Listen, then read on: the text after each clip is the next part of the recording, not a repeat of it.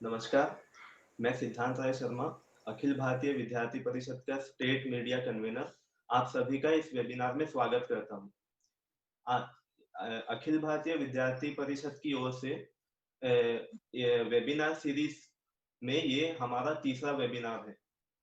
तो आज के वेबिनार का टॉपिक है career prospects in the field of business and commerce और हमारे कीनोट स्पीकर है अंडमान के जाने माने सीए चार्टर्ड अकाउंटेंट विकास लाल पटेल जी।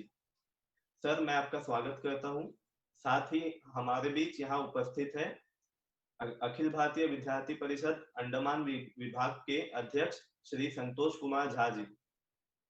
वेबिनार को शुरू करने से पहले मैं आप सबको ये बताना चाहता हूं कि इसी साल इसी दिसंबर के महीने में अंडमान में ICAI का एग्जाम्स कंडक्ट हुआ है और अखिल भारतीय विद्यार्थी परिषद के लिए बहुत बड़ी उपलब्धि है कि अखिल भारतीय विद्यार्थी परिषद के कहने पर ICAI ने अंडमान में ये पहली बार एग्जाम्स कंडक्ट कराए हैं और अखिल भारतीय विद्यार्थी परिषद के इस उपलब्धि में श्री विकास लाल पटेल जी, आपका भी बहुत बड़ा योगदान है, जिसके लिए अखिल भारतीय विद्यार्थी परिषद की ओर से और साथ ही अंडमान के पूरे स्टूडेंट कम्युनिटी, पूरे छात्र वर्ग की ओर से मैं आपको धन्यवाद देता हूं। अभी वेबिनार को स्टार्ट करने से पहले मैं हमारे कीनोट स्पीकर को लेक्चर के लिए इनवाइट करने से पहले मैं हमारे अध्यक्ष श्री संतोष कुमार झा जी से ये निवेदन करता हूं कि वो वेबिनार में कुछ दो शब्द कहे और हमारा मार्गदर्शन करे।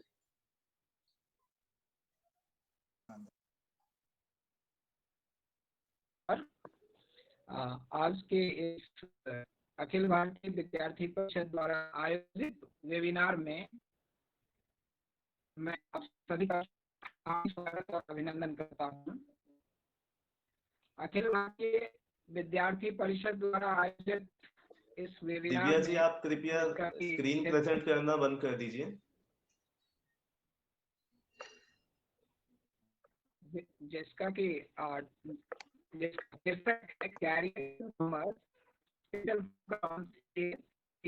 CMS हम विद्यार्थी परिषद के मंच से पिछले कुछ दिनों से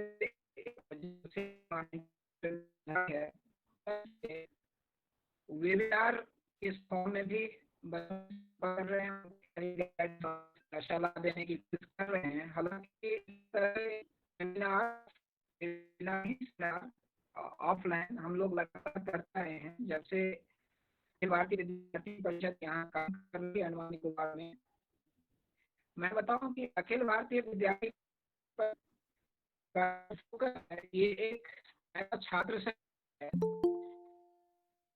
तो कार्य करते हैं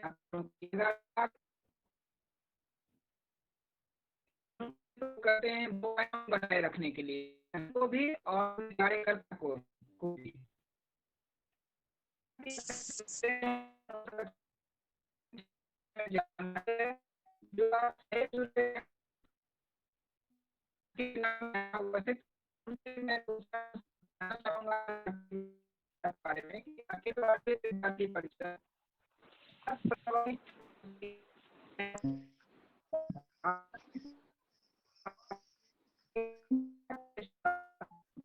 करने के लिए हमने आवश्यकता समझा और उसी के साथ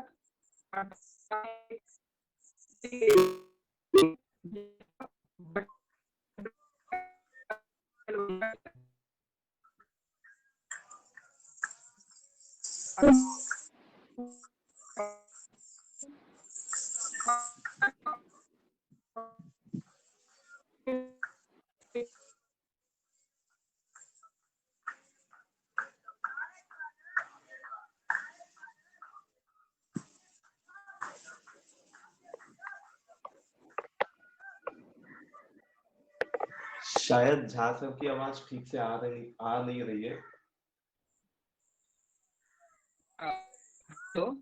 हेलो हेलो जी सर, हम आपको सुन सकते हैं। सकते हैं। तो मैं ये कह रहा था कि विद्यार्थी परिषद कैसे बना, लगता ही नए नए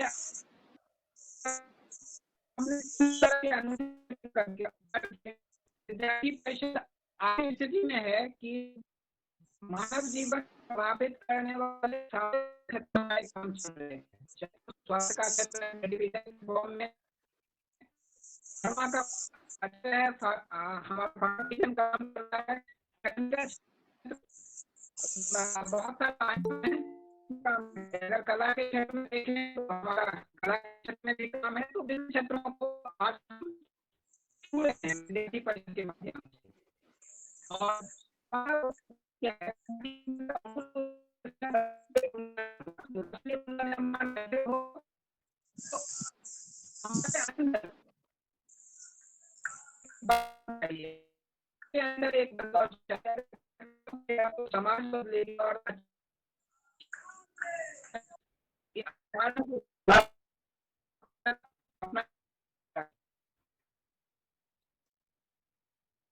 सिद्धांत शायद इस वॉइस हमारे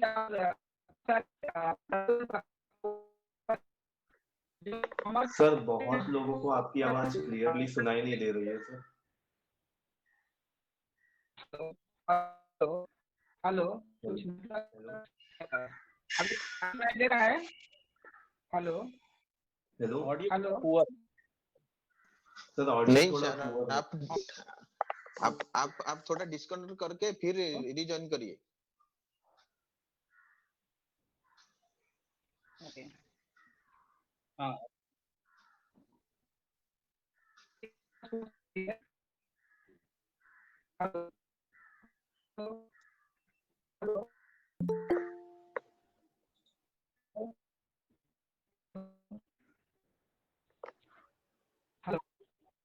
हेलो हेलो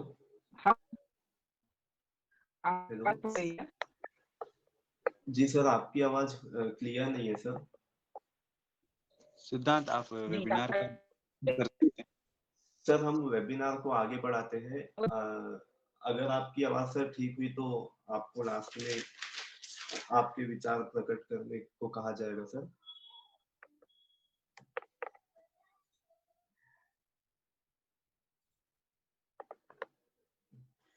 तो वेबिनार को हम आगे बढ़ाते हुए पहले मैं हमारे आज के की नोट स्पीकर श्री विकास लाल पटेल जी का परिचय देना चाहूंगा।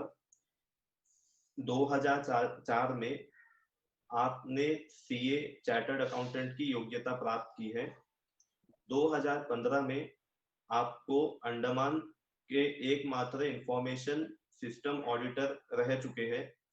2016 में आप अपने फॉरेंसिक ऑडिटर की पदवी प्राप्त की है। 2016 में ही वर्तमान तक के port Blair CPE study groups के संयोजक रह चुके हैं। 2018 में आपके अंडमान तथा निकोबार सीए एसोसिएशन के जनरल सेक्रेटरी रह चुके हैं। हाल ही में आयोजित ICAI एग्जाम्स के पोर्ट ब्लेयर सेंटर में आप संयोजक समन्वयक रह चुके हैं और हाल ही में आप ICAI में अंडमान के प्रतिनिधि के रूप में नियुक्त हुए हैं। इस प्रकार कुल मिलाकर आपके इस क्षेत्र में 16 वर्षों का अनुभव प्राप्त है। तो अभी मैं हमारे कीनोट स्पीकर श्री विकास लाल पटेल जी के परिचय के बाद आपसे ये अनुरोध करता हूं कि आप अभी अपना वक्तव्य रखें और जितने भी छात्र और अन्य जितने भी जो इस विषय में रुचि रखते हैं उन्हें विषय के बारे में विस्तार पूर्वक बताएं। धन्यवाद Siddhant Rai Sharma. Good morning students, myself CA Vikas Lal Patel, a practicing chartered accountant in Andaman Nicobar Island. Today I am here to conduct a webinar on how to pursue a career in CA field. Before I begin, let me thanks Andaman Nicobar के जो ABVP के president है Santosh Kumar Jha ji, Siddhant Rai Sharma state media secretary, Parthasarathi city secretary, for giving me this opportunity to interact with the students of Andaman Nicobar Island. Am I audible?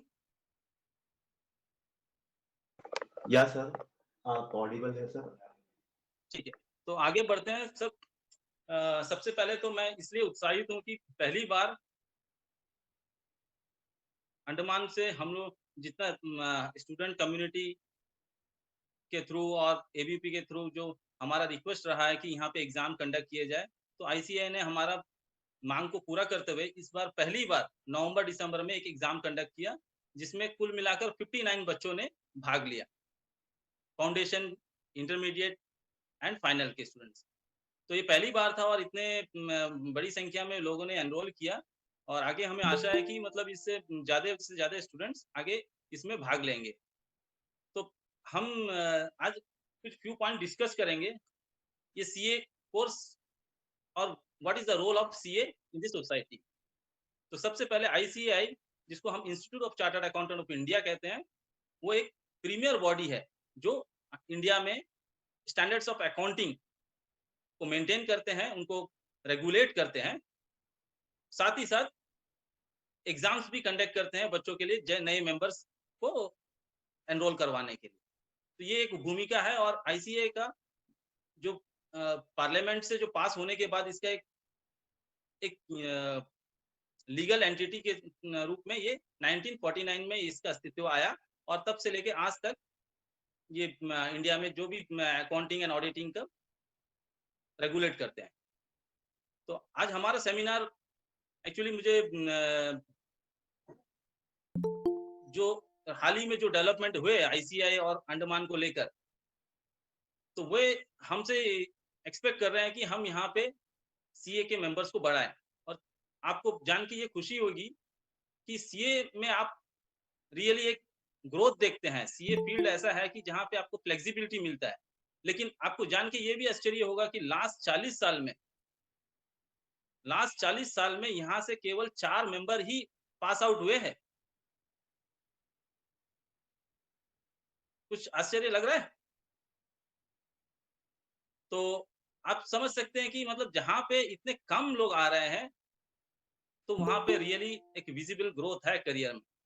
तो लेकिन आज के date में students को ये पता नहीं है कि how to do a CA and मतलब कैसे उसको परस्यू किया जाए। तो इंस्टीट्यूट से हमारा यही रिक्वेस्ट रहा है कि हम लोग इसको जल्द से जल्द मतलब बच्चों को मतलब एक फैसिलिटी प्रोवाइड करें, जिससे कि ये इतना अच्छा अपॉर्चुनिटी है, जिससे मतलब हमारे अंडमान आइलैंड के कई स्टूडेंट्स को एक अच्छा एम्प्लॉयमेंट और अपना एक जीविका कमाने का एक साधन मिल सके। वैसे तो काफी कोर्सेस है, लेकिन मेरा मानना है कि जो सीए का कोर्स है, सबसे आपको अगर फीस वाइज देखे, जिसमें हमारा फाइनेंशियल पार्ट हम बोलते हैं, आप किसी भी कोर्स को ले लीजिए और हमारा सीए कोर्स को ले लीजिए, तो सीए कोर्स का आप स्टार्टिंग फाउंडेशन से लेकर फाइनल तक का जो एग्जाम्स है 3 स्टेज में होता है। फाउंडेशन स्टेज होता है, दूसरा होता है इंटरमीडिएट स्टेज और तीसरा होता है फाइनल स्टेज।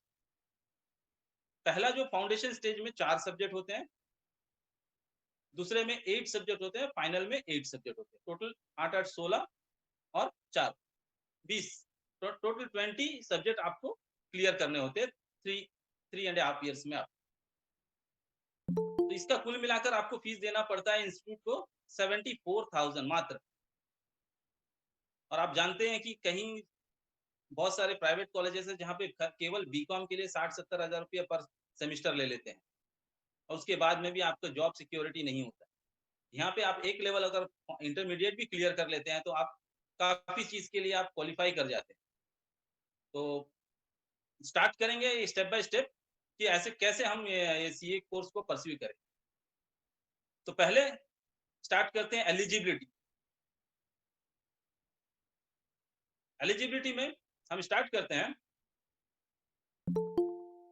जो भी स्टूडेंट 10th क्लियर कर लेता है उसके लिए सीए में एनरोल करने के लिए उसका रास्ता खुल जाता है। आप after passing 10 you can enrol to the foundation course. तो एक रूट है, आपको जो फाउंडेशन रूट के थ्रू जाना है तो आपको पहले आपको अपना 10th पास करना है। 10th पास करते ही आप एक प्रोविजनल रजिस्ट्रेशन इंस्टीट्यूट के साथ ले सकते हैं। और ये इसका एक कट ऑफ डेट होता है 31 मतलब 1 जनवरी से पहले, यानी 31 दिसंबर तक अगर आप रजिस्ट्रेशन करते हैं सीए फाउंडेशन कोर्स के लिए, तो आपको नेक्स्ट नवंबर में आपको अटेम्प्ट मिल जाता है। यानी आपका 8 मंथ्स का आपका स्टडी पीरियड होता है, पूरा करने के बाद आप नवंबर के एग्जाम्स के लिए एलिजिबल हो जाते हैं। तो खास तौर से मैं इस पॉइंट को थोड़ा सा अंडरलाइन करना चाहता हूँ, क्योंकि कोई भी जो भी हमारे साथ में जितने भी लोग जुड़े हुए हैं, मैं उनसे अपेक्षा करता हूँ कि वो ना कि आप खुद के लिए, बाकी औरों के लिए भी ये हमारा एक संदेश पहुंचा दे कि ये बिफोर 31 अगर आप ये फाउंडेशन और जो डिग्री परस्यू कर रहे हैं, जो फाइनल ईयर के सेमेस्टर पे है, वो भी दिसंबर से पहले अपने आप को इंटरमीडिएट के लिए एनरोल करते हैं, तो उनको नेक्स्ट 8 मंथ्स के बाद यानी नवंबर 2021 में आपको एग्जाम लिखने का मौका मिल जाएगा। अगर एक दिन भी लेट होता है उसके बाद में, तो आपको अटेम्प्ट पहला अटेम्प्ट मिलेगा मई 2022। ठीक है, तो ये 6-7 महीने का फिर आपका थोड़ा सा टाइम आपको ज्यादा स्पेंड करना होगा। तो अगर आप में से किसी में भी अगर इंटरेस्ट है कि सीए कोर्स को ज्वाइन करना है, फाउंडेशन के लिए ज्वाइन करना है, तो आपके लिए मात्र 9,000 आपके इंस्टीट्यूट का फीस होता है। आप वो पे करके ऑनलाइन पे करना है, सारा सिस्टम ही ऑनलाइन है, इसमें कुछ भेजना नहीं होता है। ऑनलाइन आप जाके अपना प्रोस्पेक्टस डाउनलोड कर सकते हैं। उसके बाद आप उसमें जो भी आपका डिटेल्स पूछा जाता है आप फिल करिए और उसके बाद में सबमिट कर दीजिए विद पेमेंट। आप करते हैं तो पूरा स्टडी मटेरियल्स आपको मिल जाता है, और वो स्टडी मटेरियल्स को लेकर आप पढ़ना है। और आप हम आगे आप जब जाएंगे तो कंटेंट सिलेबस के बारे में जाएंगे तो आपको पता चलेगा कि बहुत सारा सिलेबस में तो ऐसी चीजें हैं जो हमने कहीं ना कहीं अपने 11th-12th में कर चुका है। तो ऐसा कुछ भी नया नहीं है, लेकिन ये कोर्स ऐसा है कि आपसे 2-3 चीज आपसे डिमांड करता है। एक तो कमिटमेंट, पेशेंस और हार्डवर्क। ये तीनों चीज को आप अगर करें तो आप, हम भी यही मतलब अंडमान के पहले आप बोल सकते हैं कि लोकल है जो कि हमने सीए पहली बार में हमने क्रैक किया था, और विद इन 3 इयर्स मैंने पास आउट किया। हालांकि मैं नागपुर नागपुर से मैं फाउंडेशन किया, फिर मैंने चेन्नई से आगे का पढ़ाई पूरा किया। तो ये कोर्स एक्चुअली हम जब यहाँ पे थे तो हमें भी उतना इसके बारे में आइडिया नहीं था, तो काफी हमने कभी ये सोचा नहीं था कि ऐसे करना है। लेकिन आज के डेट में आपके पास में इंफॉर्मेशन टेक्नोलॉजी का सारे साधन है। इंफॉर्मेशन आपको वेबसाइट में मिल जाएगा, कंप्लीट वेबसाइट में मिल जाएगा। और पढ़ने के लिए आपको मटेरियल इंस्टीट्यूट तो दे ही रहा है, साथ में इंस्टीट्यूट ने एक क्लाउड कैंपस नाम का एक अलग से एक ऐप है, जिसमें आपको सारे video lectures free of cost मिलते हैं, प्रेजेंटेशन मिलते हैं, ऑडियो मिलते हैं, प्लस सैंपल पेपर्स मिलते हैं, क्वेश्चन बैंक मिलते हैं। उसके बाद में भी वहाँ पे एक अपना एक उनका रूम होता है जिसमें आप अपने आप को चैट करके अपना प्रॉब्लम्स को सॉल्व कर सकते हैं। तो इतने सारे फैसिलिटी आज के डेट में हमारा डिजिटल इंडिया के माध्यम से सबको एक हम कह सकते हैं प्राप्त है। तो ये कहना कि हम मतलब आज की तारीख में हमें कोई परेशानी होगा, तो मुझे हाँ, एक मात्र एक परेशानी था जो हमारा यहाँ पे एग्जाम सेंटर नहीं था, जिसको हमने मतलब हम इसके लिए इंस्टीट्यूट को बहुत मतलब उनके लिए हम लोग धन्यवाद देते हैं कि उन्होंने ये इस चीज को समझा कि मतलब जो अंडमान से लोग जो परस्यू करना चाहते हैं सीए, तो उनका जो एक्सपेंडिचर है वो काफी होता है। क्योंकि आप इसी बार का अगर हम देखेंगे तो अंडमान के नियर अबाउट 20 लाख रुपीस हमने इस एग्जाम को कंडक्ट करके बचाया है। कैसे बोलने से, आपको कम से कम एक बार फ्लाइट में जाना है, फ्लाइट में आना जाना 12,000 रुपये लगते हैं। तो एक एवरेज में आप लगा लीजिए 20,000 रुपये आपको खर्च होते हैं चेन्नई या कहीं विशाखापट्टनम, कोलकाता, कहीं पे भी जाकर एग्जाम देने के लिए। तो उतने खर्च करने के बाद में भी मतलब फिर आप नहीं होता है तो आपके लिए इतना, आज के डेट में मैंने बोला 59 बच्चे इनरोल किए। अगर यही बच्चे अगर मेलैंड में जाके एग्जाम लिखते तो नियर अबाउट 20 लाख रुपीज का हमारे एक्सपेंडिचर होता है हमारे यहाँ के स्टूडेंट्स का। तो आज की तारीख में हमने इतना बड़ा सेविंग किए। इसके लिए क्रेडिट इंस्टीट्यूट को जाता है कि उन्होंने हमारा टाइमली हमारे कंसर्न को सुना और यहाँ पे एग्जाम सेंटर उन्होंने ओपन कर दिया है। अब बस यही है कि आगे बच्चों का भी थोड़ा सा पार्टिसिपेशन होना है और अल्टीमेटली बच्चों का ही फायदा है। और यहाँ पे दूसरा, अगर आप चाहेंगे, आप कभी कभी मैंने आपको बताया कि क्लास 40 साल से केवल 4 सीए यहाँ से निकले हैं, तो ये हम इसकी अचीवमेंट नहीं मानते। इसको हम कहीं ना कहीं सोचते हैं कि इसको कहीं ना कहीं नेग्लेक्ट किया गया है। अदरवाइज हमारे जो यहाँ के जो स्टूडेंट्स हैं वो all over India, all over world में कहीं ना कहीं अच्छे अच्छे पोस्ट में काम करते हैं। तो ऐसे नहीं है कि किसी में काबिलियत की कमी है जो सीए नहीं कर पाए। The only thing they don't know how to do this, how to pursue this course. अगर किसी मतलब ये बहुत लोग आज के डेट में साइंस ज्वाइन करते हैं, उसके बाद में भी उनको थोड़ा लगता है कि यहाँ पे जॉब नहीं मिल रहा है। आप इस कोर्स में इवन आफ्टर आप ग्रेजुएशन के बाद में इसमें ज्वाइन कर सकते हैं। और हम हम अपने यहाँ के मतलब ओवरऑल अंडमान के डेवलपमेंट पर्पस के लिए हम चाहते हैं कि हमारे यहाँ के लोग सीए को ज्वाइन करें, क्योंकि यहाँ का बिजनेस का रिक्वायरमेंट है। आज के तारीख में इतने कम सीए होने की वजह से कंप्लायंस लेवल बहुत कम है। हमारे हम अपने आप को थोड़े से और भी एक्सपैंड करना चाहते हैं, लेकिन हमारे सपोर्ट स्टाफ नहीं मिलते।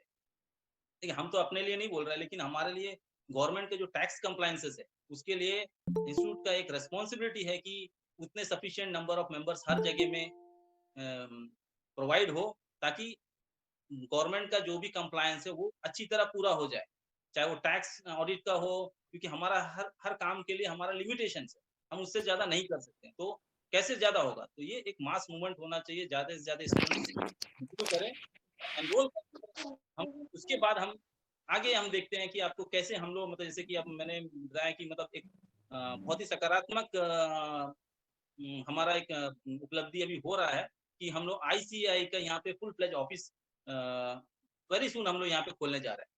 तो ऑलमोस्ट उसके लिए मुझे आईसीआई का रिप्रेजेंटेटिव भी नियुक्त किया गया है, ताकि हम यहाँ पे जो भी एमओयू वगैरह जो हमारे कॉलेज के साथ में बात हो रहा है उनके साथ कर हम इसको फाइनलाइज करेंगे, ताकि यहाँ के जो स्टूडेंट्स है वो डायरेक्टली इंस्टीट्यूट के जो ऑफिस है उनके जो कार्यालय में जो भी स्टाफ होंगे उनसे अपने जो भी कंसर्न है, इवन कुछ कोर्सेस है ऐसे जैसे कि मतलब information system and soft skill के बारे में एक क्लासेस होता है 100 आवर्स के। तो वो कोर्सेस क्या होता है कि वो अब सीए एग्जाम तो यहाँ हो गया, लेकिन कोर्स करने के लिए फिर आपको ऐसे ऐसे जो इंस्टीट्यूट चाहिए जहाँ पे वो फैसिलिटी हो। तो उसके लिए आईसीए का ऑफिस आना बहुत जरूरी है। तो इसी का मांग करते हुए हमने कहा है कि आप एग्जाम तो खोल दिए, एग्जाम सेंटर तो हो गया, अब यहाँ पे ऑफिस हो जाए जहाँ पे हमें लैब फैसिलिटी भी हो। आपको कुछ एग्जाम्स लिखने हैं, कुछ छोटे मोटे वेबिनार होगा तो बच्चे कहाँ पे जाएंगे? हर किसी के पास फैसिलिटी होता नहीं है। वेबिनार हो गया, वीडियो लेक्चर्स हो गए, लाइव क्लासेस हो गए, उसके लिए हम चाह रहे हैं कि हमारा आईसीए का ऑफिस जल्द से जल्द खुल जाए। तो अब आते हैं हम वापस एलिजिबिलिटी क्राइटेरिया में। तो हम स्टार्ट करते हैं फाउंडेशन कोर्स। जो फाउंडेशन मैंने बताया आफ्टर 10th आप ज्वाइन कर लीजिए। ज्वाइन प्रोविजनली होता है, लेकिन आप जैसे अगर आप 10th या 11th में रहते हुए अगर ज्वाइन कर लिए तो आपका 4 महीने का करीब करीब समय बच जाता है। जैसे कि मतलब आपने सपोज आप अब दिसंबर 31 से पहले रजिस्ट्रेशन करवा लेते हैं और इसके बाद आप मार्च अप्रैल में अपना 12th के एग्जाम लिखते हैं। लिखने के बाद में आपके पास में रिजल्ट आता है मई में आते साथ में आप क्या करना है, आपका जो मार्कशीट है वापस अपलोड कर देना है कि आपने पास हो गया। तो आपका लेकिन जो 8 मंथ्स का स्टडी पीरियड है ये साइमल्टेनियसली अब चल रहा है। तो यानी आप नवंबर मंथ में आते आते आप उसके लिए भी एलिजिबल हो जाते हैं और इमीडिएटली आफ्टर 4 मंथ्स आप सीए के एग्जाम लिख लेते हो और सीए उस समय पास कर जाते हैं। यानी नवंबर के एग्जाम आपने क्लियर कर लिया तो इमीडिएटली आप हमारे इंटरमीडिएट कोर्स के लिए ज्वाइन कर सकते हैं। इंटरमीडिएट कोर्स और फाइनल कोर्स ये 3 साल का होता है बस। तो यानी आप 12th पास हुए और हार्डली 9 जनवरी में रिजल्ट आ जाता है, उसके बाद से 3 साल आप लगा लीजिए। 3 साल में आप सीए बन सकते हैं। फिर उसके बाद जब अब आ गया इंटरमीडिएट, तो इंटरमीडिएट वो तो आपने ज्वाइन करने के लिए आपको फाउंडेशन क्लियर करना पड़ा, क्योंकि आप 12th या उससे कम की मतलब आपने पढ़ाई की हुई है। लेकिन जिसने अभी ग्रेजुएशन परस्यू कर रहा है यानी ग्रेजुएशन कर लिए, तो उनके लिए डायरेक्ट एंट्री मिलता है। उनको फिर वो फाउंडेशन के थ्रू नहीं आना है, वो डायरेक्ट इंटरमीडिएट में ज्वाइन कर सकते हैं। इंटरमीडिएट को ज्वाइन करने के लिए कॉमर्स स्ट्रीम के जितने भी बच्चे हैं उनका ग्रेजुएशन परसेंटेज होना है 55%। और अदर देन कॉमर्स यानी आप कोई साइंस से है तो आर्ट्स से है तो आपका 60% आपका डिग्री में आपका परसेंटेज होना है, तब आप डायरेक्ट एंट्री सीए का इंटरमीडिएट स्टेज के लिए कर सकते हैं। तो एक तो रूट था हमारा फाउंडेशन रूट।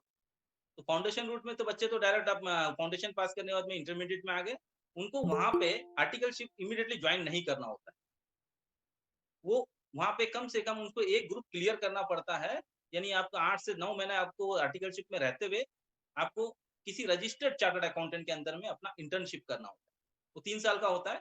जब आप करते हैं तो आपका 8 मंथ्स का हो जाता है और आपका नेक्स्ट एग्जाम के लिए अगर आपका अटेम्प्ट आता है तो आप 8 मंथ्स के बाद जो भी एग्जाम लिखते हैं, एक भी अगर पास कर लेते हैं तो आप मतलब ये जो फाउंडेशन स्टेज वाले जो आपको पहला ग्रुप पास करना होता है इंटरमीडिएट का, तब आप आर्टिकलशिप के लिए ज्वाइन करते हैं। तब से फिर आपको 2-2.5 साल बाद में फाइनल एग्जाम लिखना है, वो पास हो गए तो आप सीए बन जाएंगे। जिसने आप इंटरमीडिएट के लिए डायरेक्ट ज्वाइन किया है, उनको क्या होता है, अब जबकि वो 3 साल का अपना ग्रेजुएशन कंप्लीट कर चुके हैं, तो इंस्टीट्यूट उनको डायरेक्ट इमीडिएटली उनको सीए के साथ में एनरोल करने रजिस्टर करने के लिए मौका देता है, क्योंकि वो थोड़े से मैच्योर्ड हो जाते हैं और उन्होंने ग्रेजुएशन कर लिया है। तो जैसे वो फाउंडेशन इंटरमीडिएट के लिए ज्वाइन करते हैं, साथ ही साथ रजिस्टर्ड चार्टर्ड अकाउंटेंट के अंदर उनको अपना आर्टिकलशिप ज्वाइन भी करना होता है। और वो 3 साल का पीरियड है, उसके बीच में 2 तरह का एक इन्फॉर्मेशन और सॉफ्ट स्किल के ऊपर में एक क्लासरूम एक करिकुलम है, जिसमें आपको पार्टिसिपेट करना पड़ता है। डेडिकेटली सुबह से शाम तक का पूरा 100 आवर्स का होता है। तो वो अब आज के डेट में वो भी चेन्नई और बाकी स्टेट्स में होते हैं। अंडमान में अभी तक वो फैसिलिटी नहीं है, लेकिन हमारा इंस्टीट्यूट का अगर खुद का ऑफिस होगा, तो वो कोर्स भी हम यहाँ पे लाएँगे। तो ये हो गया इंटरमीडिएट में कैसे हम एनरोल कर लेते हैं। उसके बाद आते हैं हम फाइनल। अब एक बार ये जो इंटरमीडिएट स्टेज पास कर लेते हैं, यानी 2 ग्रुप होता है, वो करने के बाद आपको फाइनल में रजिस्टर करना है और फाइनल का एग्जाम आप जैसे ही पास कर लेते हैं और विद इन 3 इयर्स आपका जो आर्टिकलशिप जो पीरियड कंप्लीट होता है, उसके बाद आपको इंस्टीट्यूट की तरफ से क्वालिफाइड चार्टर्ड अकाउंटेंट का मान्यता मिल जाता है और अपने आप को आप as a CA member enrol कर सकते हैं। तो ये है हमारा पूरा सीए का एट ए ग्लांस कैसे हम सीए बन सकते हैं। अब हम आते हैं कि ये सिलेबस कैसे हम सिलेबस को अगर हम जानना चाहेंगे कि हम फाउंडेशन में क्या कौन-कौन से सब्जेक्ट है, ठीक है?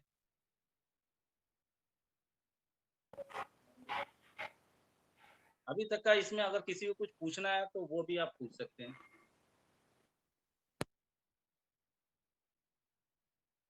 सिद्धार्थ, जी सर। सब ठीक चल रहा है? जी सर, आपका आवाज क्लियर है सर। सर एफएक्यू सेशन हम लास्ट में रखेंगे सर, आप कंटिन्यू करें। ओके, मैं थोड़ा-सा एक बार सिलेबस मैं निकाल रहा हूँ, तो ताकि मैं बच्चों को एक उसका एट ए ग्लांस जो एक जी सर। मैं 1 सेकंड में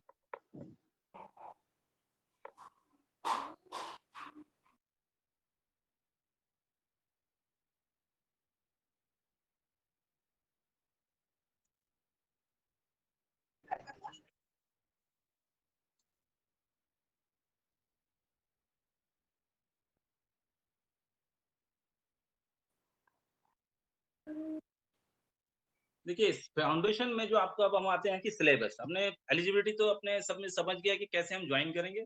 अब हम आते हैं सिलेबस में 4 सब्जेक्ट है आपके पास में जो फाउंडेशन में आपको क्लियर करना है। वो है पहला है principle and practice of accounting, दूसरा है business laws and business correspondence and reporting, third है business mathematics and logical reasoning and statistics and fourth है business economics and business and commercial knowledge. ठीक है, तो पहला जो हमारा जो सब्जेक्ट है वो है प्रिंसिपल ऑफ अकाउंटिंग। ठीक है, तो वो आप देखेंगे उसमें सब्जेक्ट में आपके टॉपिक्स कौन-कौन से हैं। पहला है आप देखिए थियोरेटिकल फ्रेमवर्क है, meaning and scope of accounting, accounting concept, principle and conventions, accounting terminology, capital and revenue expenditure and receipt, contingent assets and contingent liability, accounting policies. एक थियोरेटिकल एक फ्रेमवर्क है, इसमें आपको टर्मिनोलॉजी बताया जा रहा है।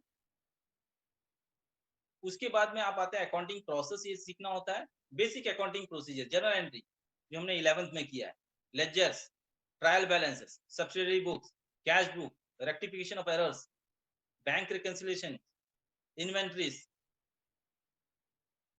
फीफो मेथड, लिफो मेथड वही है। Concept and accounting of depreciation आपने किया है। Bill of exchange and promissory notes, sale of goods, approval और return basis, consignment, average due date, account current, ये है। उसके बाद में preparation of final accounts of sole proprietorship, ठीक है। Final accounts of non manufacturing entities, final accounts of manufacturing entities, फिर partnership accounts आता है, इंट्रोडक्शन होता है पार्टनरशिप अकाउंट्स के, फिर treatment of goodwill in partnership accounts, admission of a new partner, retirement of partner, death of partner, financial statements of not for profit organisation. उसके बाद आता है कंपनी अकाउंट्स, जिसमें आपको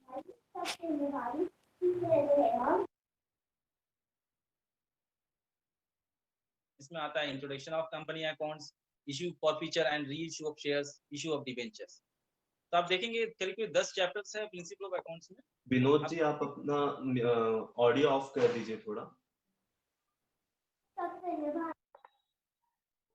तो आप जब आप देखेंगे कि हमने जितने भी चैप्टर्स आपको बताए हैं वो आपने 11th 12th में ऑलरेडी कर लिया है, और जो नहीं किए आप 12th में है तो आप ऑलमोस्ट अब ये जब तक आपने 12th एग्जाम लिखना है, ये सारे आपको जो कंपनी अकाउंट्स वगैरह आपने कहीं ना कहीं करना है। और वैसे भी हमारा जो सीबीएसई का सिलेबस है बहुत बहुत वास्ट होता है। आप इसमें से कोई भी एक टॉपिक ऐसा नहीं है कि आपने इसमें किया नहीं है। तो आपके लिए बहुत इजी होता है कि आपने जैसे 12th पास करते हैं 2 महीना और अच्छे से अगर अकॉर्डिंग टू जो हमारा जो इंस्टीट्यूट का जो मटेरियल से एक बार गो थ्रू करेंगे तो आपके लिए ये जो प्रिंसिपल ऑफ अकाउंटिंग जो सब्जेक्ट है, पहला सब्जेक्ट तो क्लियर हो जाता है और अच्छे मार्क्स से क्लियर होते हैं। ऐसा है कि हमारा फाउंडेशन जो कोर्स है ना, आपको इंडिविजुअली 40 मार्क्स एवरी सब्जेक्ट में स्कोर करना है, और ओवरऑल आपको जो पासिंग परसेंटेज होता है 50%। तो यानी आप देखिए 400 मार्क्स का क्वेश्चन होता है, आपको ओवरऑल 200 से ऊपर लेना है, इंडिविजुअली आपको 40 होना है। अगर इसमें से दोनों में से कुछ भी होगा तो आप वो एग्जाम में फेल हो जाते हैं। अब इवन आप किसी में अपने 100 में 100 भी लिया है और टोटल आपका 300 हो गया और आप में एक एग्जाम में अपने कुछ कारणवश अपीयर नहीं हुए, तो आपको वो फिर से आपको दोबारा सारे एग्जाम्स लिखने। तो इसलिए मिनिमम आपको 40 लेना है और ओवरऑल आपको 200 लेना है। ठीक है, तो आप अपने आप को तैयार कर सकते हैं। जिस सब्जेक्ट में आपको अच्छे नॉलेज है आप उसको अच्छे से स्कोर करना है। जैसे अकाउंटिंग बैकग्राउंड का आपको, तो इसमें 60-70 आपने स्कोर कर लिया, तो आगे चल के आप देखेंगे जो सेकंड जो हमारा सब्जेक्ट है वो थोड़ा सा वो हमारे लिए नया होगा, क्योंकि नया नहीं है बट लेकिन आप देखेंगे कि हम लोग कहीं ना कहीं अपने लाइफ में डे टू डे वो करते हैं, लेकिन हम लोग अपने उसको रियलाइज नहीं करते। दूसरा है बिजनेस लॉ। ठीक है, बिजनेस लॉ में आपको देखेंगे तो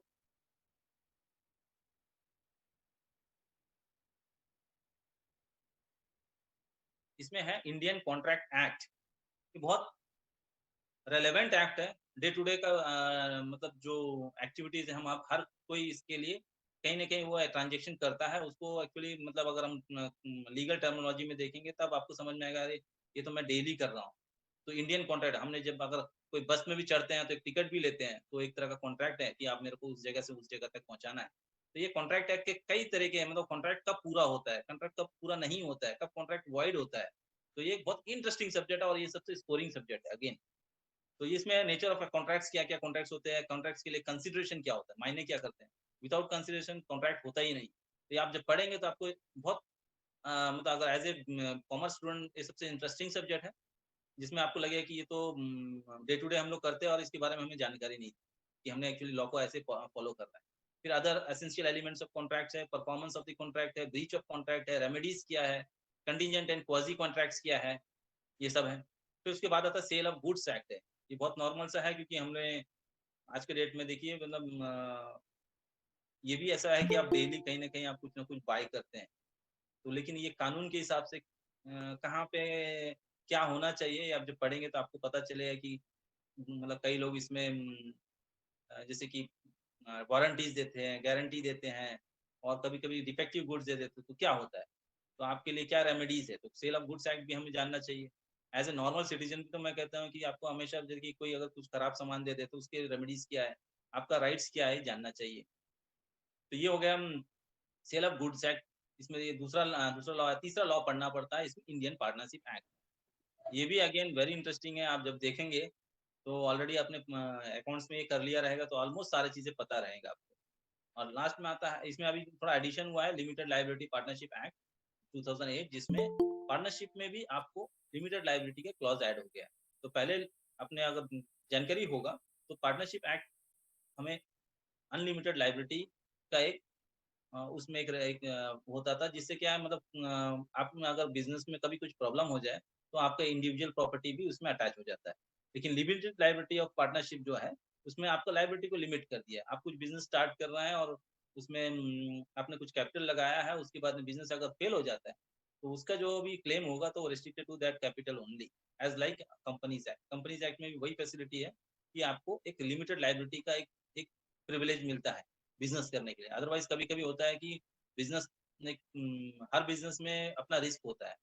तो normal business okay, average risk होता है, लेकिन कुछ ऐसे जो यूनिक बिजनेस होते हैं जैसे अभी एविएशन हो गया, काफी सारी चीजें, तो उसमें अगर हम करने जा रहे हैं तो हमें देख रहे हैं कि इन्वेस्टमेंट भी ज्यादा है, लेकिन अगर इसको इंडिविजुअल या पार्टनरशिप में करते हैं तो कल को अगर फेल होता है तो मेरा जितने भी इंडिविजुअल मेरे पर्सनल प्रॉपर्टी भी खतरे में आ जाएंगे। लेकिन उसको अवॉइड करने के लिए अगर हम कंपनी क्रिएट कर लेते हैं, उसमें कैपिटल इन्वेस्ट करते हैं, कुछ शेयर होल्डर्स होते हैं, तो उसके बेसिस में हम बिजनेस करते हैं। अगर कल को बिजनेस कुछ अगर उसमें कहीं पे भी बिजनेस हमारा पूरा जो भी लॉसेस है अप टू हमारा जो कैपिटल होता है उसमें रेस्ट्रिक्ट होता है, तो वो बताता है आपको कंपनीज एक्ट।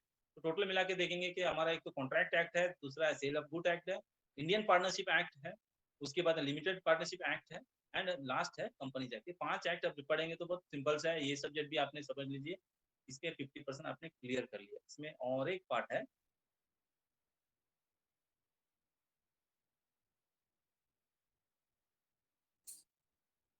इसमें दूसरा पार्ट आता है आपका एक्चुअली आज के डेट में कम्युनिकेशन बहुत इंपॉर्टेंट हो गया है, तो इंस्टीट्यूट ने इसको भी हमारे करिकुलम में ऐड किया है।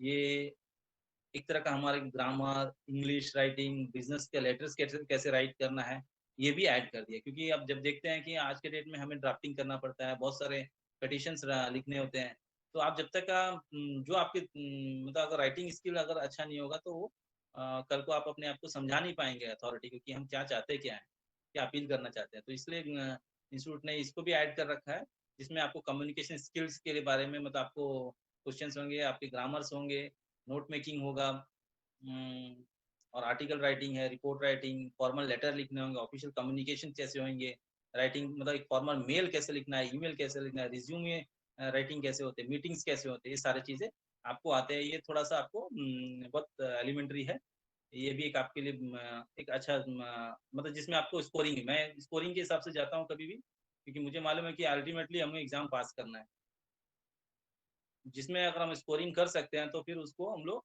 उसी एंगल से लेना है और उसमें आप स्ट्रेंथ लगाइए। क्योंकि अभी जो थर्ड आ रहा है तो उसमें हमेशा हमें थोड़ा सा हम इसके लिए थोड़ा सा आपको एक्सक्यूज देते हैं कि ये हमारा लाइन का नहीं है, क्योंकि हम जब पढ़ते हैं तो मैथमेटिक्स हम कभी पढ़े नहीं होते, 11th 12th में हम पढ़ते नहीं, कभी कभी कोई कोई स्कूल्स में एक्चुअली मैथमेटिक्स को एक ऑप्शन सब्जेक्ट भी दिया जाता है, तो उनके लिए शायद ईजी होता है, लेकिन मैक्सिमम स्कूल्स में मैथ्स नहीं होता है कॉमर्स में। तो लेकिन यहाँ पे मैथमेटिक्स को भी एक 50 मार्क्स का एक क्वेश्चन रखा हुआ है, प्लस स्टैटिस्टिक्स 50 मार्क्स का। इसको भी अच्छे से अगर प्लान करेंगे तो मैथमेटिक्स को कुछ चीजें हैं जो आपने रियली 8 9 में ही पढ़ा हुआ है, जैसे कि linear equation, time value of money equations, matrices, ये सब तो चल हो जाता है, रेशियो एनालिसिस है, प्रोपोर्शन इंडाइसिस है, लॉगरिथम है। उसके बाद में आपको आता है basic concept of permutation and combination, ये भी शायद आप ठीक ही है, कर सकते हैं। सीक्वेंस एंड सीरीज है, और सेट्स, फंक्शंस एंड रिलेशंस, ये सब आपने कहीं कहीं 9th 10th 12th में पढ़े हैं, 11th 9th 10th में भी पढ़े हुए हैं, तो ये सब आपको दोबारा से एक फाउंडेशन लेवल में पूछा जाता है। उसके बाद में थोड़ा सा जो है वो है differential calculus and integral calculus, ये मैथमेटिक्स 11th 12th का एक्चुअली सब्जेक्ट है, तो काफी कॉमर्स स्टूडेंट्स इसको नहीं किए होते, तो ये थोड़ा सा डिफिकल्ट होता है। मैथमेटिक्स में यही एक चैप्टर है, अदरवाइज बाकी चैप्टर्स आप कहीं ना कहीं 9th 10th में पढ़े हुए हैं। डिफरेंशियल डिफरेंशिएशन एंड इंटीग्रेशन, ये दो सब्जेक्ट है जो हमारे 11th 12th में नहीं आता है, लेकिन यहाँ पे आपको पढ़ना पड़ता है। उसके बाद लॉजिकल रीजनिंग है, नंबर सीरीज है, कोडिंग है, decoding and odd man out है, डायरेक्शन टेस्ट है, सीटिंग अरेंजमेंट है, ब्लड रिलेशंस है, ये सारी चीजें आपको पढ़ने पड़ते हैं। स्टैटिस्टिकल डिस्क्रिप्शन डाटा, इसको ये आपके एक सब्जेक्ट में आते हैं। Measures of central tendency, dispersions, probability, theoretical distributions, correlations and regressions.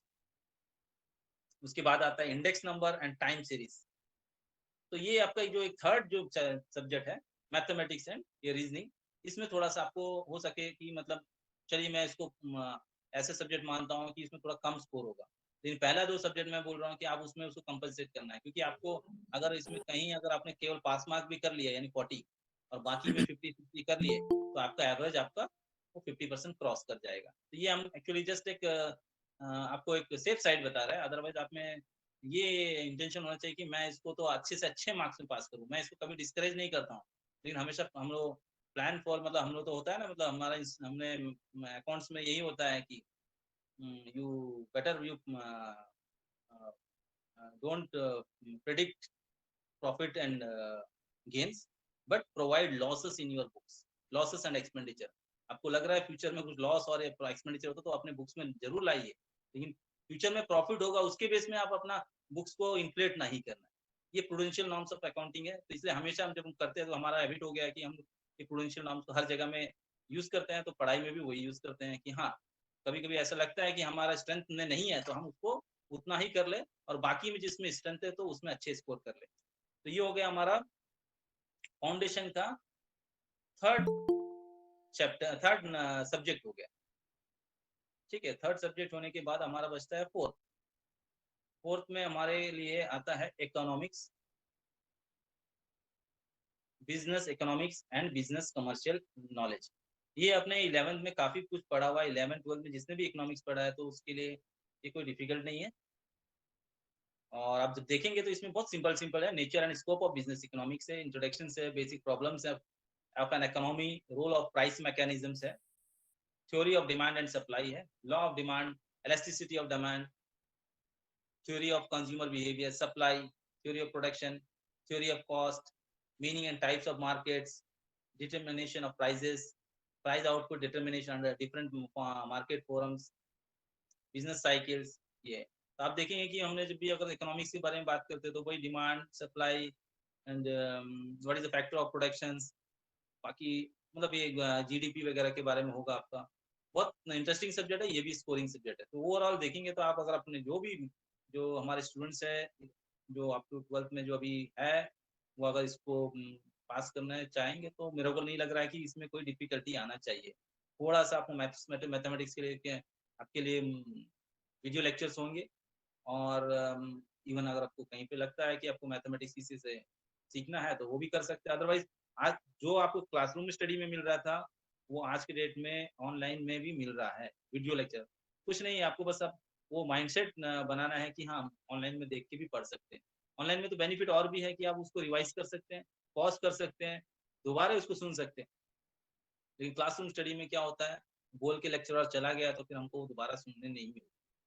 तो इसलिए आप हम तो ये चाहेंगे कि जो भी फाउंडेशन में इंटरेस्टेड है 11-12, आप में से भी आज जो भी 30-32 लोग हमारे साथ जुड़े हैं, जितने भी लोग हैं, तो वो आप अपने अगर कोई अगर रिश्तेदार में है, कोई किसी को भी जानते हैं, ये कोर्स के बारे में बताइए और उनको बोलिए कि आप मतलब फाउंडेशन अगर हो सके तो ये दिसंबर से पहले, और उसके लिए फीस 9000 होता है, आप ऑनलाइन पे करिए और उसके बाद आप हमसे कांटेक्ट करिए कि आगे क्या करना है।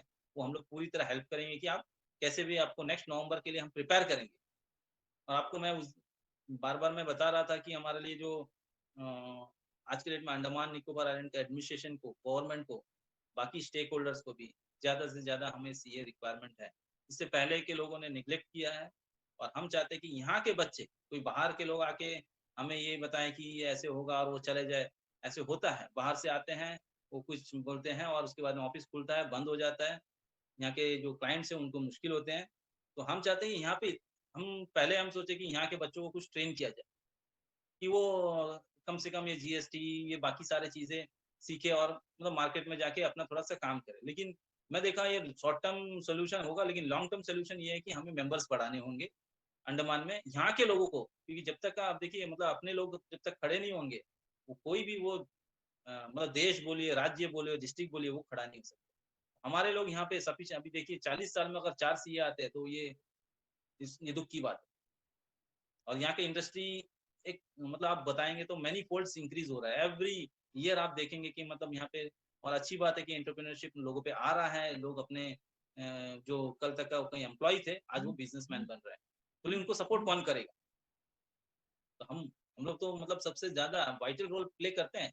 इसलिए तो मैं कह रहा हूँ कि और हमारा इंस्टीट्यूट का एक मोटो है वो उनका कहना है कि हम, और हमारा भी यही है कि we are the partner in nation building. तो और लेकिन हमारे यहाँ पे मेंबर्स को हम लोग बढ़ाना है, यही हमारा एक्चुअली मकसद है कि एटलीस्ट ये मकसद भी नहीं, हम टारगेट रखते हैं, और आप लोग अगर चाहेंगे तो वो टारगेट को हम लोग रियली अचीव कर सकते हैं कि अगले 5 साल में यहाँ पे हम लोगों को एटलीस्ट 200 से ज्यादा हमारे को सीए फाउंडेशन पास आउट चाहिए। और हमारा और एक टारगेट है कि हम एटलीस्ट 50 से ज्यादा इंटरमीडिएट बच्चे पास कराएंगे ये अगले 5 साल में, और मिनिमम 10 बच्चे ये 5 साल में सीए बने। ये हमारा टारगेट है। ये मैंने अपने से कल मैं सोच रहा था कि मतलब रियली अगर हम लोग ग्राउंड पे काम करना है तो एक टारगेट होना चाहिए, क्योंकि जहाँ पे आप देखेंगे विजिबल ग्रोथ है, लोग आएंगे, बस आपको खाली डायरेक्शन देना है। और अल्टीमेटली लोगों को लगता है कि कहीं इससे कंपटीशन बढ़ेगा, काफी सीए ऐसे सोचते हैं, लेकिन हमारा ऐसा मानना नहीं है, क्योंकि जितने काम आएंगे उतना क्वालिटी ऑफ वर्क भी बढ़ेगा। क्वालिटी बढ़ेगा तो आपने ऑटोमेटिक, देखिए यहाँ पे देखिए ये एक ऐसा करियर है जिसमें आप रियली आपको जिस सेगमेंट में जाना है, आप पास करने के बाद में आईटी सेक्टर में चले जाइए, आप चले जाइए मैन्युफैक्चरिंग में चले जाइए, आप फार्मास्यूटिकल में चले जाइए, आप सर्विसेज में चले जाइए, एग्रीकल्चर में चले जाइए।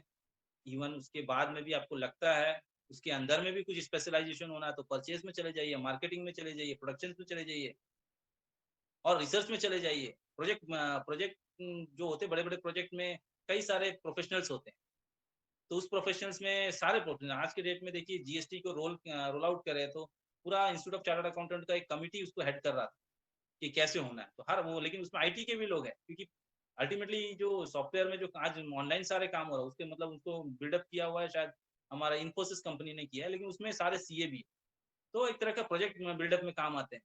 फिर भी आपको लग रहा है कि ये सब के बाद में भी ये भी मेरा कप ऑफ टी नहीं है, तो हम आपके पास फ्लेक्सिबल है, आप खुद का प्रैक्टिस शुरू कर सकते हैं। जैसे हम 16 साल से कर रहे हैं, आज करीब करीब 20 लोगों को हम लोग जॉब एम्प्लॉयमेंट देते हैं। कई लोगों को आज के तारीख में हम लोग मार्गदर्शन भी कर लेते हैं, क्योंकि अपने पास में टाइम है। एक बार जॉब में होते हैं तो फिर वो लिमिटेड टाइम होता है, आपको कहीं जाना है और उतना पीरियड वहीं पे रहना है। लेकिन हम यहाँ पे चाहे संडे आज मुझे आना पड़ा तो मैं आ जा रहा हूँ, कल मुझे नहीं आना है, मेरे स्टाफ काम कर रहे थे कर रहे, तो इतना फ्लेक्सिबिलिटी और कौन सा जो आपको करियर देगा। ये आप सोचेंगे तो आपको लगेगा कि नहीं नहीं हमने रियली इसके बारे में कभी सोचा नहीं। काफी मैंने इवन साइंस वाले स्टूडेंट से भी बात की, बोले नहीं सर हम लोग सभी तो यहाँ पे साइंस लेते हैं, उसके बाद में कुछ एमबीए वगैरह करते हैं, लेकिन उसके बाद में फिर वो उस उनका जो कैलिबर का उनको जॉब नहीं मिल पाता, क्योंकि जॉब देखिए अंडमान अंडमान क्या मतलब इंडिया का एक ही बड़ा प्रॉब्लम है वो पॉपुलेशन। अब एक जॉब निकलता है लाखों लोग उसमें अप्लाई करते हैं, जॉब मिलना मुश्किल है। तो ये सबसे बेटर है, मैंने बताया ना टोटल कॉस्ट ऑफ दी मतलब आपको कोर्स है 3 इयर्स में 3.5 इयर्स में 74,000 आपको लगना, लेकिन बस इसमें है कि आपको क्लासरूम स्टडी नहीं है, और इसके साथ और एक एडेड एडवांटेज ये है कि आप साइमल्टेनियसली अपना कोई और ग्रेजुएशन भी परस्यू कर सकते हैं। जैसे बीकॉम करते करते मैंने सीए किया, तो बीकॉम जहाँ खत्म हुआ और 1 साल बाद में मैंने सीए भी बन गया, तो मेरे पास में ग्रेजुएशन का डिग्री भी है, सीए का भी डिग्री, और इवन बाद में मैंने तो सीएस भी किया, सीएस फाइनल तक मैंने करके फिर मैंने स्टॉप कर दिया, क्योंकि जब हमने यहाँ पे करियर शुरू कर दिया तो मैंने वो स्टॉप किया। तो आप इसके साथ में कोई भी कोर्स कर सकते हैं। और तो हमारा जो टारगेट है, हमारा जो मिशन है वो 5 साल का मिशन है, और उसके लिए हम चाहेंगे कि आप लोग मेरे को हमारा साथ देना है। और हमारे लिए तो मुझे पता है कि एबीपी तो हमेशा इसके लिए साथ देगा कि ये इसको जल्द से जल्द हम लोग बच्चों में मतलब हर मतलब यहाँ से 32x10 कैसे भी जाना है, 300 से 400 बच्चों को हम लोग मतलब इस कोर्स में लाना है। और क्योंकि इंस्टीट्यूट से मैंने उनको लास्ट टाइम में भी मैंने मतलब एक प्रॉमिस किया सर कि आप, उससे पहले भी हमने एग्जाम के लिए कंडक्ट करा, लेकिन उस समय कोई बच्चे ने एनरोल नहीं किया और उसके बाद एग्जाम नहीं हुए। इस बार चलिए कि कोविड की वजह से काफी बच्चे फंस गए थे, तो उन्होंने यहाँ पे अप्लाई भी किया और उनके लिए, लेकिन उसमें भी एक साइड पार्ट ये है कि जितने एनरोलमेंट है उतने प्रेजेंस नहीं थे एग्जाम में। एग्जाम का जो अटेंडेंस होता है वो थोड़ा कम था, तो वो चीज़ को हम लोग को एक्चुअली थोड़ा डेटा हमारे को एक्चुअली शेयर नहीं किया जाता है कि कॉन्फिडेंशियल होता है। अदरवाइज किसी भी स्टूडेंट को ऐसा लग रहा है कि वो यहाँ पे सीए ऑलरेडी ज्वाइन कर चुकी है लेकिन कोई तरह का दिक्कत है, तो वो हम लोग से कांटेक्ट कर सकता है। एबीपी के किसी भी मतलब जो भी हमारे एबीपी के जो कार्यकर्ता है उनके थ्रू मेरे पास में भी संदेश पहुंचा सकते हैं, ताकि हम लोग यहाँ पे उनको फैसिलिटेट करें। और हमारा एकदम से एक ही मोटो है कि यहाँ पे मैक्सिमम नंबर ऑफ मेंबर्स लाना है, चाहे वो इंटरमीडिएट के हो फाइनल के हो। यहाँ पे एक एक क्वालिटी ऑफ मतलब एक प्रोफेशनल्स को बिल्डअप करना है। और हम 5 साल बाद में हम चाहते हैं कि यहाँ पे हमारा एक एक्चुअली की चैप्टर का भी एक होता है। चैप्टर के लिए हमें कम से कम 25 सीए चाहिए। लेकिन यहाँ पे तो 40 साल में 4 सीए निकल रहा है। तो इसमें इस रेस इस स्पीड से जाएंगे तो हमें तो 50 साल लगेगा कि हम वो अपना चैप्टर भी खुलवा पाएंगे कि नहीं। लेकिन उसके लिए भी हम ये चाह रहे हैं कि हमें कुछ एक्सेप्शनल मोड में हमें चैप्टर यहाँ पे खुलना चाहिए, क्योंकि हम जिस स्पीड से जाएंगे उस स्पीड से तो हमें बहुत समय लगेगा। लेकिन क्योंकि ये अंडमान है और इतने दूर है, तो हम चाहते हैं, कई बार बात भी हुआ कि हमें थोड़ा सा वो रेस्ट्रिक्शन को थोड़ा रिलैक्स करके हम मिनिमम मेंबर करके कर लेने। लेकिन अभी ओवरऑल देखें तो अभी टोटल यहाँ पे बाहर के और यहाँ के मिला के भी हमारा एनरोलमेंट, हमारे यहाँ के रजिस्टर्ड सीए है नॉट मोर देन 10। तो वहाँ पे ये चीज का एक प्रॉब्लम आ रहा है। तो अभी अल्टीमेट हमारा जो टारगेट है वो कि मैक्सिमम नंबर के बच्चे इसमें एनरोल हो, और उसके बाद में वो एग्जाम तैयार करें। और अपने आप को ये रियल ऐसे नहीं सोचना है कि कैसे होगा, क्योंकि मैंने बता दिया क्लाउड कैंपस भी इंस्टीट्यूट प्रोवाइड कर रहा है जिसमें काफी सारे मटेरियल्स है। और उसके बाद में भी आपको लगता है कि रियली हम लोग को कुछ मिल के करना पड़े, तो उसके लिए भी हम तैयार है। अगर कॉमन प्लेस चाहिए, कहीं पे कॉमन टीचर्स का अगर रिक्वायरमेंट है, तो हम लोग उसके बारे में भी सोचेंगे। लेकिन ये करके दिखाएंगे कि यहाँ से एक 5 साल में जो कैसे भी 10 बच्चे, हम 10 सीए यहाँ पे लाएंगे, और यहाँ के अपने लोकल सीए होने चाहिए। बाहर वाले तो आएंगे जाएंगे, उनका मतलब वो करते हैं, लेकिन उनका एक लिमिटेशन है। वो हमेशा यहाँ पे नहीं रहते, तो हमें तो डे टू डे का हिसाब से आज काम करना पड़ रहा है। बैंक में इतना रिक्वायरमेंट है, डेली जीएसटी के एवरी मंथ का रिक्वायरमेंट है, ऑन साइट काम करने वाले का कमी है। तो ये आज का जो हमारा जो वेबिनार है, मैं एक्चुअली क्या इसको कुछ अगले, क्योंकि ये स्टेप बाय स्टेप जाना है। अब मैंने आज फाउंडेशंस के बारे में बता दिए हैं, फाउंडेशन के थ्रू कैसे एंट्री कर सकते हैं, और जो डिग्री में है, जो डिग्री परस्यू कर रहे हैं, वो कैसे इंटरमीडिएट के डायरेक्ट एंट्री कर सकते हैं। डिग्री के लिए मैंने बताया ना, वो जो भी आज लास्ट सेमेस्टर में, वो भी अगर ये फाइनल एग्जाम लिखने से पहले अपने आपको प्रोविजनल रजिस्ट्रेशन करा लीजिए 31 दिसंबर, और उससे पहले कर लेते हैं तो आपको डायरेक्ट एंट्री आपको इमीडिएटली मिल जाएगा। और उसके बाद आप हमारे पास में आ सकते हैं, हम उसको आपको आर्टिकल ज्वाइन करवा देंगे। और उसके बाद में आप नेक्स्ट नवंबर का प्रिपरेशन शुरू कर दीजिए, एटलीस्ट एक ग्रुप पास कर लीजिए। उसमें मेरे को लग रहा है कि आप रियली कर सकते हैं। आज के तारीख में आपको ऐसा नहीं है कि कौन मतलब आपको यहाँ पे पढ़ाने के लिए कोई फैकल्टी है या नहीं। आपको जैसे ही आपको रजिस्टर करते हैं, तो आपको इंस्टीट्यूट क्या करता है, पूरा स्टडी मटेरियल आपको बुक मतलब जो मतलब हार्ड कॉपी होता है, मतलब बुक्स होते हैं, वो आपको एड्रेस में भेज देते हैं। आप उससे पढ़ाई करना है, और साथ साथ वो क्या है, 2-2 महीना में एग्जाम भी करते हैं। आपको करस्पॉन्डेंस से पढ़ाई तो करना है, लेकिन असाइनमेंट सबमिट करना है। कुछ क्वेश्चंस दिए रहेंगे, कुछ टेस्ट दिए रहेंगे, उसको आपको ऑनलाइन में एग्जाम में भेजना पड़ता है। हम तो तब हमारे लिए संडे संडे वो टेस्ट लेते थे, लेकिन अभी तब सब ऑनलाइन हो गया, तो आपको मतलब अपने हिसाब से वो फेथफुली आपको वो एग्जाम सबमिट करना है। अपने पढ़ाई करके एक एक, जैसे आपको 4 चैप्टर हो जाता है, तो वो हर चीज का उन लोगों का ड्यूरेशन है। आपको टाइम मैनेजमेंट होता है, 4-4 महीने मतलब 8 महीना का जो है, आपको एक ग्रुप क्लियर करना है। तो उसका 3 महीने बाद में एक एग्जाम लिखो, फिर 3 महीने के बाद में लिखो, और उससे सारे वो कुछ 20 पेपर्स होते हैं, पहले वो पास करना। वो असाइनमेंट है वो आपके, लेकिन देखिए आपको खुद करना पड़ता है, कोई उसके लिए आपको ओवरसी करने वाला नहीं होता। वो आप जब पास कर लेते हैं, तो आप नवंबर के एग्जाम लिख लेंगे। और एक बार आपने एग्जाम पास कर लिया, इंटरमीडिएट, तो यानी आप तो कहलाते हैं सीए सेमी क्वालिफाइड दिखाते हैं। तो इवन बहुत सारे गवर्नमेंट जॉब में आपको पूछा जाता है कि अगर कोई सेमी क्वालिफाइड भी है, तो उनके लिए अच्छे पोस्ट करते हैं। यानी इसको हो गया, यहाँ में अभी तो अपोलो स्मार्ट सिटी है, अंडमान फिशेज लिमिटेड कंपनीज है। और अब आप देखते हैं कि अगले 6-7 महीने बाद में, जब हमारे यहाँ पे इंटरनेशनल टूरिज्म मतलब इंटरनेशनल एयरपोर्ट खुल जाएगा, नियर अबाउट 3-4 आइलैंड को होलिस्टिकली डेवलप किया जा रहा है, जहाँ पे करोड़ रुपीज ऑफ इन्वेस्टमेंट हो रहा है। तो हर जगह में उनको रिक्वायरमेंट है अच्छे प्रोफेशनल्स। और जहाँ पे सप्लाई अगर कम है, तो वहाँ पे आपको अच्छा करियर मिलने का पूरा पूरा चांस। तो आज का जो हमारा जो एक सेमिनार, हम चाहते हैं कि इसको यहाँ पे हम विराम देंगे, और अगला जो है मतलब डिटेल में जाएंगे कि अब ये मैंने इंटरमीडिएट के सारे सिलेबस के बारे में डिस्कस कर लिए, और जो इंटरमीडिएट सॉरी फाउंडेशन का कर लिए। अब इंटरमीडिएट में जो आप इंटरेस्टेड रहेंगे, और इंटरमीडिएट में जो करे जिसका जो पहला जो जो उसमें 8 सब्जेक्ट है, 8 में जो भी सब्जेक्ट्स है वो भी उनका कहीं ना कहीं डिग्री से रिलेटेड होता है, लेकिन सब थोड़ा एडवांस फॉर्मेट में रहता है। और मतलब इंस्टीट्यूट का क्या होता है कि बहुत सारी चीजें प्रेजेंटेशन पे डिपेंड करता है, तो वो आपको मैं अगले वेबिनार में बताऊंगा।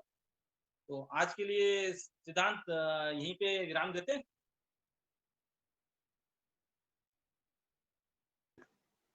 हेलो,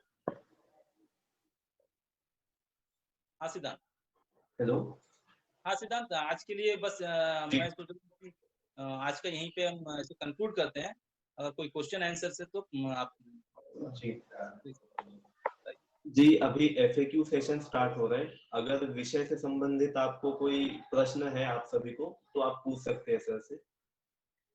सर मुझे एक डाउट है सर। हाँ बोलिए। सर जो आप बोले थे ना इंटरमीडिएट सीए के लिए, वहाँ पे कहाँ पे रजिस्ट्रेशन कर सकते हैं सर? आप ICAI.org, ठीक है, ये आई ऐप पोर्टल का नाम है www.icai.org। सर आप इसका लिंक क्या मेरे मैसेज में भेज सकते हैं? भिजवा दूंगा और उसके बाद में आप वहाँ जाएंगे तो वहाँ पे स्टूडेंट सेक्शन होगा। स्टूडेंट सेक्शन है ना, तो आप उसमें जाएंगे तो चार्टर्ड अकाउंटेंसी कोर्स करके उसमें एक मेनू होगा, उसमें जब क्लिक करेंगे तो आपको वहाँ पे काफी सारी चीजें दिखाएंगे। वहाँ पे दिखाएगा कि कैसे आप chartered accountancy course at a glance बताया जाएगा, उसका एक प्रोस्पेक्टस होगा, उसमें एक एजुकेशनल ट्रेनिंग कैसे होगा करके पूरा पूरा वहाँ पे आपको अच्छा से एक्सप्लेनेटरी नोट दिया रहेगा, ट्रेनिंग गाइड कैसे होगा और सीए स्टूडेंट्स का क्या कोड ऑफ कंडक्ट होगा वो दिया रहेगा। फिर उसके बाद में आपको बाकी रेफरेंस वगैरह बहुत सारा चीज रहेगा और आपको वहां से आप रजिस्टर कर लेंगे ना, तो प्रोस्पेक्टस डाउनलोड करिए, उसके बाद में ऑनलाइन में अपने आप को एनरोल करिए, पेमेंट करिए, तो उसके बाद में आप देखेंगे कि आपको स्टूडेंट रजिस्ट्रेशन नंबर मिल जाएगा और उसके थ्रू आप अपने आप को रजिस्टर जब कर लेते हैं तो बहुत सारे चीजें इंस्टीट्यूट आपको एज ए स्टूडेंट आपको प्रोवाइड करेंगे, जैसे कि online study materials, online video lectures, जो कि आप देखते हैं ना, जैसे कि आजकल कुछ वेदांतु, बायजूस ऐप वगैरह हैं, तो लोग उसमें जाके पैसे खर्च करते हैं, लेकिन जैसे कि हमारा इंस्टीट्यूट तो हमेशा से जाना जाता है कि एकदम लो कॉस्ट में प्रोवाइड करना, तो वो free of cost he provide करते हैं। तो अच्छे लेक्चर आप उसको फॉलो करना है और कर सकते हैं। सर क्या आप मुझे वो लिंक दे सकते हैं सर? हाँ, लिंक तो आप अगर नोट करेंगे ना तो www.icai.org ये नोट कर लीजिए आप। जब ब्राउजर में जाके आप टाइप करके उसको एंटर करेंगे ना तो अब आ जाएगा। जब इंस्टीट्यूट का वेबसाइट खुल जाएगा तो टॉप में मेनू रहेगा, तो मेनू में मेंबर्स है, स्टूडेंट्स है, रिसोर्सेस है, ई सर्विसेज है, तो उसमें स्टूडेंट्स को क्लिक करना, उसमें आप 3rd नंबर में चार्टर्ड अकाउंटेंसी प्रोस्पेक्टस इसको डाउनलोड कर लेना। Okay sir, thank you sir. Thank you. और किसी का कोई प्रश्न हो तो आप पूछें।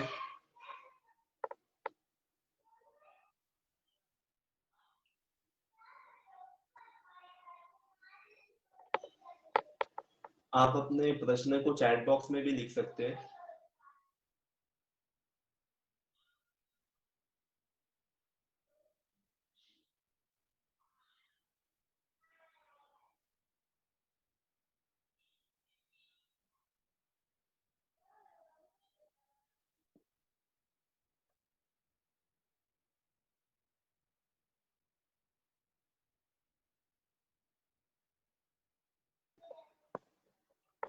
और कोई प्रश्न पूछना चाहता है?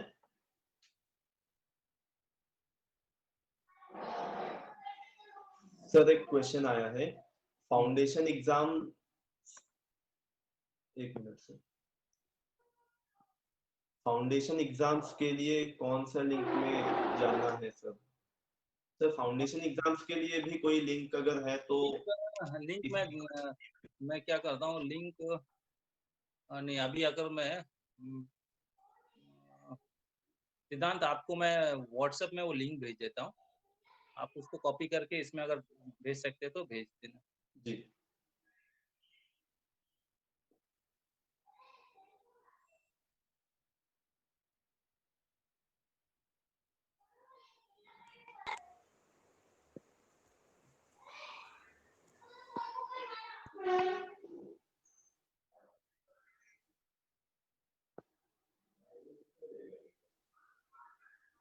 फाउंडेशन के लिए इनको ज्वाइन करना है ना, तो मैं लिंक तो भेज देता हूँ। और उसके अलावा कुछ पूछना है? मैं अच्छा, कोई 11th क्लास के स्टूडेंट है? जी सर, एक क्वेश्चन आया है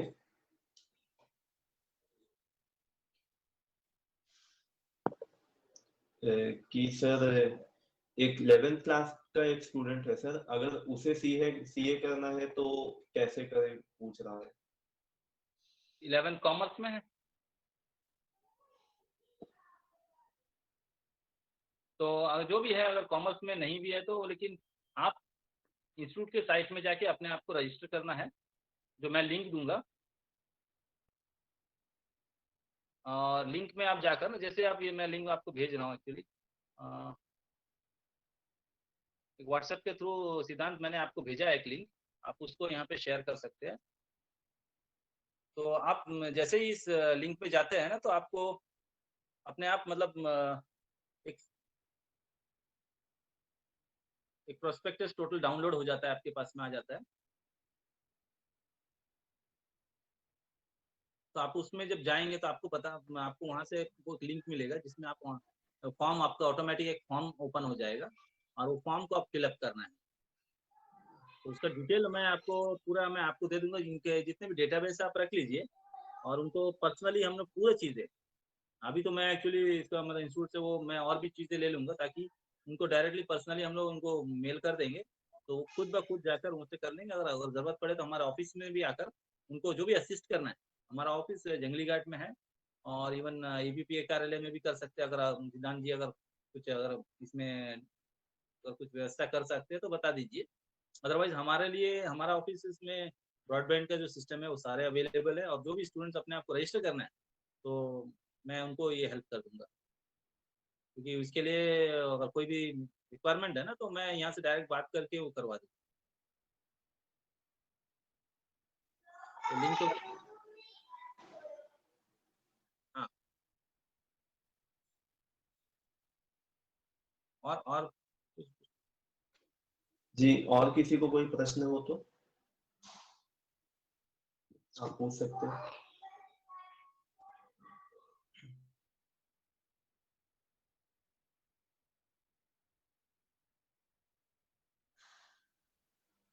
और किसी का कोई प्रश्न नहीं है लगता सर, हम मीटिंग को आगे बढ़ाते हैं। सर ऑफिस एड्रेस पूछ रहे हैं? जी जी, अगर इस प्रकार की कोई भी इंफॉर्मेशन आपको चाहिए तो हम व्हाट्सएप ग्रुप में, जो वेबिनार का व्हाट्सएप ग्रुप बना है, उसमें शेयर कर देंगे। मैं प्रोस्पेक्टस और ऑफिस डिटेल्स भी उसमें भेज दूंगा। अगर अभी विषय से संबंधित किसी को कोई प्रश्न है तो आप पूछ सकते हैं।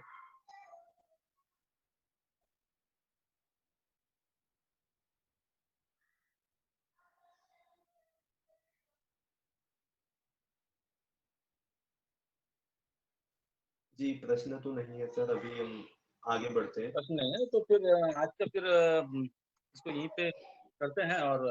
जी, अभी सबसे ये हमारा क्या है ना, एक जस्ट एक मतलब वही एक रिक्वेस्ट रहेगा कि आप लोगों को ना, कि जितने लोग हैं आप अपने तरफ से एक कोशिश करिए कि मतलब जो भी इंटरेस्टेड स्टूडेंट है उनको इसमें एनरोल करें, और आने वाला जो भी एग्जाम्स है उसमें अपियर हुए। और जो लोग यहाँ पे ऑलरेडी एनरोल्ड किए हुए हैं, जैसे कि मैंने बताया 59 लोग एनरोल तो किए थे, लेकिन एब्सेंटी काफी थे लास्ट एग्जाम्स में। तो आने वाला जो मे का एग्जाम्स है, और जिसने भी एनरोल नहीं किया है मे के लिए, जो जो ऑलरेडी है वो कर सकते हैं। और यहाँ पे आप सरस्वती शिशु मंदिर, जो सेंटर ऑफ दी मतलब पोर्टलर में है, कहीं ज्यादा दूर नहीं है, वहाँ पे आपका एग्जाम्स होते हैं। तो उनको भी ये थोड़ा सा मैसेज पहुंचा देना कि मतलब आप तो यहाँ पे सीए का एग्जाम्स हो रहे हैं, तो आप अपने आप को तैयार करिए और एग्जाम यहीं पे लिख लीजिए, कहीं जाने की आवश्यकता नहीं। Thank you.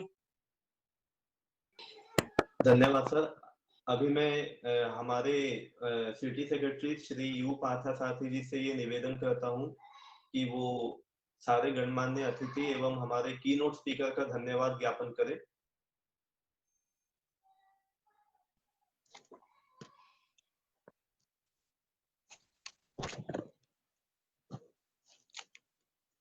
जी, सबका नमस्कार। मैं यू पार्थसारथी, अखिल भारतीय विद्यार्थी परिषद का सिटी सेक्रेटरी। आप सबको पहले इस वेबिनार की शुभकामनाएं देता हूं। सबसे पहले आज के इस वेबिनार में हमारे मुख्य अतिथि और मुख्य वक्ता के तौर पर उपस्थित रहे श्री विकास लाल पटेल जी का मैं धन्यवाद करना चाहता हूं कि सर आपने अपने मेहनत और योगदान की वजह से यहाँ पर ICAI का एग्जामिनेशन सेंटर खोला और साथ ही एग्जामिनेशन सेंटर खोलने तक अपने काम को सीमित ना रखते हुए आपने इस वेबिनार में मुख्य वक्ता के तौर पर आए और हम स्टूडेंट्स को CA के बारे में जितने भी डाउट थे और जितने भी कैरियर गाइडेंस देना था आपने दिया बहुत अच्छी तरीके से। इससे हम सब बहुत लाभान्वित हुए हैं सर। अखिल भारतीय विद्यार्थी परिषद परिवार की ओर से आपका बहुत बहुत धन्यवाद करना चाहता हूँ सर। धन्यवाद। साथ ही आज के इस वेबिनार में हमारे बीच उपस्थित रहे तमाम पार्टिसिपेंट्स जो कॉलेजेस स्कूल से हैं और कई सारे फैकल्टी मेंबर स्कूल कॉलेजेस के उपस्थित रहे। Doctor Ajita ma'am HOD commerce MGGC भी उपस्थित रहे। आप सबका भी मैं धन्यवाद करना चाहता हूं कि आप सबने इस वेबिनार में पार्टिसिपेट किया और इसे सफल बनाने में अपना योगदान दिया। आप सबको बहुत बहुत धन्यवाद। अंत में मैं इस कार्यक्रम के कोऑर्डिनेटर श्री सिद्धांत राय शर्मा और तमाम कार्यकर्ता जो इस वेबिनार को कंडक्ट करने के लिए अपना योगदान दिया उन सबका भी मैं धन्यवाद करना चाहता हूं कि आप सबने इस शानदार वेबिनार का आयोजन किया। अंत में मैं आप सबसे यही उम्मीद करता हूं कि आने वाले समय पर भी आप अखिल भारतीय विद्यार्थी परिषद परिवार को इसी तरह अपना योगदान देते रहेंगे ताकि हम राष्ट्रीय पुनर्निर्माण विचारधारा की ओर बढ़ चढ़कर अपना योगदान दे सके। धन्यवाद।